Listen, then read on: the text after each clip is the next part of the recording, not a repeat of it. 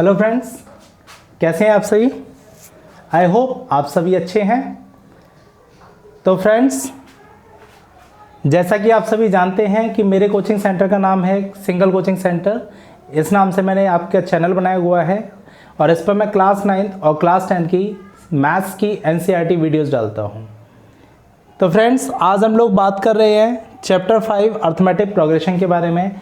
यहाँ पर मैं आपको एक कंप्लीट इंट्रोडक्शन दूंगा इस अर्थमेटिक प्रोग्रेशन के बारे में, इसके फॉर्मूलाज के बारे में। तो प्लीज़ अभी तक आपने अगर मेरे चैनल को सब्सक्राइब नहीं किया है तो मेरे चैनल को सब्सक्राइब करें और वीडियोस का लाभ उठाएं। तो फ्रेंड्स, सबसे पहले बात आती है अर्थमेटिक प्रोग्रेशन AP होती क्या है।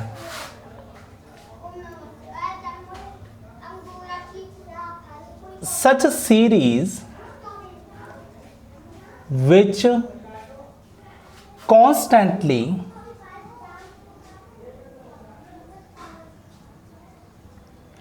either increases or decreases is called AP। ऐसी सीरीज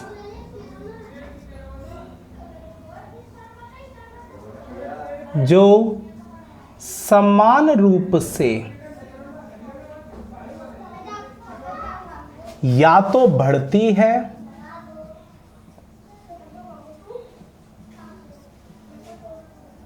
या घटती है,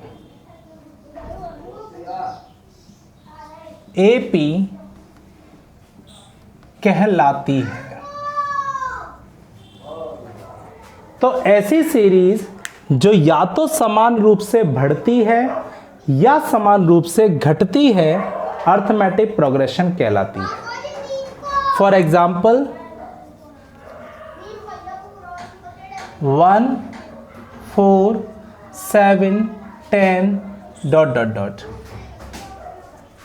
यहां पर आप देख रहे हैं कि 1 से 4 यानी कि इसमें 3 बढ़ा, 4 से 7 इसमें 3 बढ़ा, 7 से 10 इसमें 3 बढ़ा। तो आप देख सकते हैं कि इसका हर टर्म सेम डिफरेंस के साथ बढ़ रहा है, दैट इज +3। तो हम कह सकते हैं कि यह एक AP है। या हम कह सकते हैं 10 5 0 -5 ... यहां पर हमने देखा कि ये 5 से डिक्रीज हो रहा है,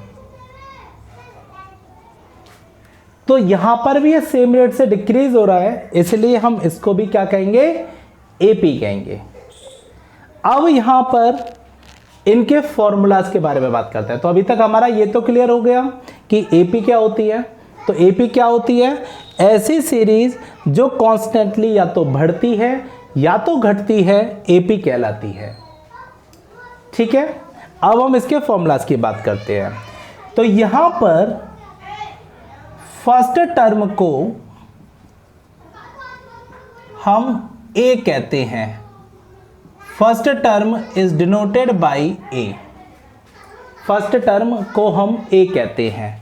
जैसे यहां पर A कितना है, 1, यहां पर A कितना है, 10,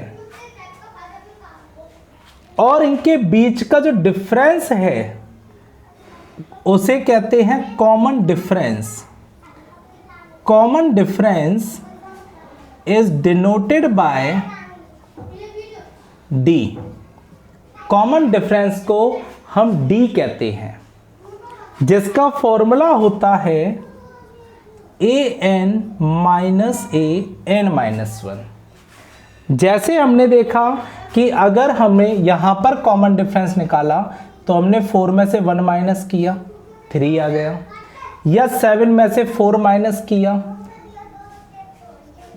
तब भी हमारा 3 आ गया, या 10 में से 7 माइनस किया तब भी हमारा 3 आ गया। तो इसका मतलब हमने टर्म में से पिछले वाले टर्म को माइनस किया।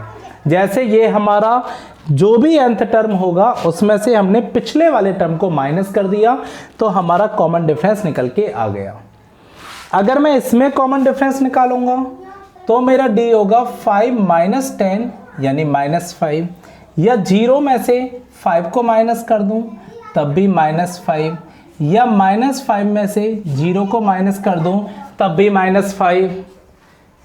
तो ये हमारा क्या निकल के आया, कॉमन डिफरेंस निकल के आया। ठीक है,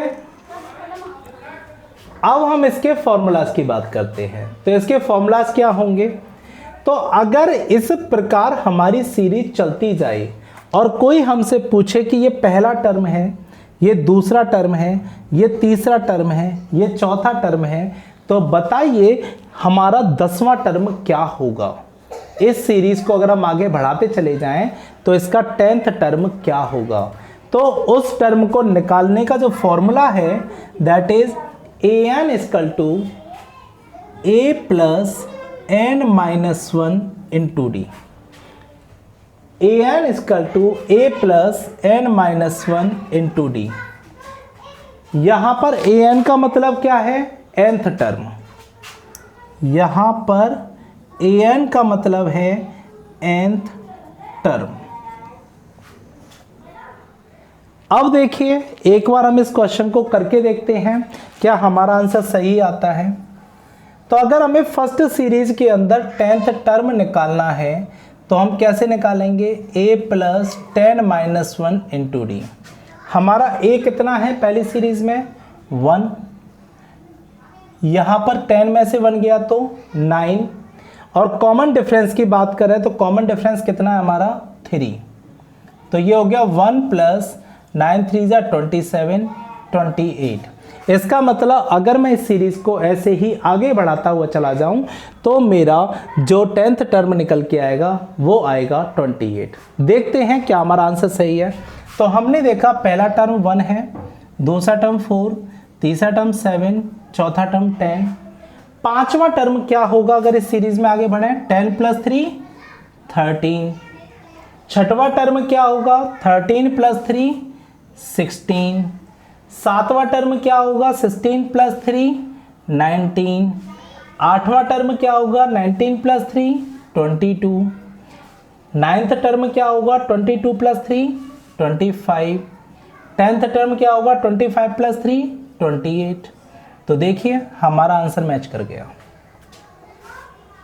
तो गाइज मुझे उम्मीद है कि आपको ये nth टर्म निकालने का जो फॉर्मूला है ये आपको अच्छे से समझ आ गया होगा। चलिए आज पार्ट 1 में हम लोग केवल इतना पढ़ते हैं। पार्ट 2 मैं आपके लिए जल्दी ही लेकर आऊँगा, लेकिन उसके लिए मैं उम्मीद करूँगा कि आप मेरी वीडियोस को लाइक करें और प्लीज़ सब्सक्राइब करें। Thank you.